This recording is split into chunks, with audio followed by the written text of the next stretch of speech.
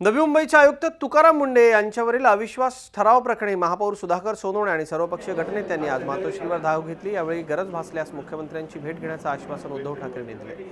यावेळी ठाण्याचे पालकमंत्री एकनाथ शिंदे, खासदार राजन विचारे, विरोधी पक्षनेते विजय चौगुले, सभागृह नेते, स्थायी समितीचे अध्यक्ष आदी पदाधिकारी यावेळी उपस्थित होते। सर्व निर्णय लोकशाही प्रक्रियेनुसार झाल्याने लोकप्रतिनिधींच्या भावनांचा आदर करणं आवश्यक असल्याचं ते म्हणाले। तर महापौरांनी देखील मुख्यमंत्री कायद्यानुसार निर्णय घेतील अशी अपेक्षा व्यक्त केली। ते आज मुख्यमंत्री आणि राज्यपालांची देखील भेट घेणार आहेत।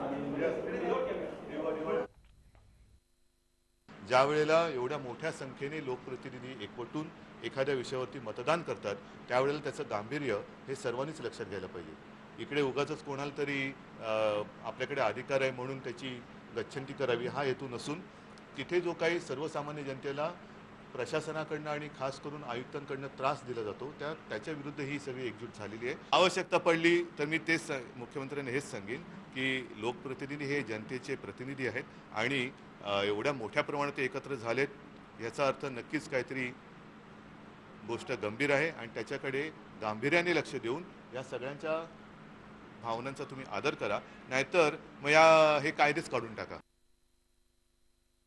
माझा आजही मुख्यमंत्री महोदयांवर विश्वास आहे। ते चांगले आहेत, ते कायद्याची बुज राखणारे आहेत, लोकशाहीचा सन्मान करणारे आहेत आणि ते कायद्याची स्पष्ट तरतूद जी आहे त्या तरतुदीची अंमलबजावणी करतील याच्यावर माझा ठाम विश्वास आहे।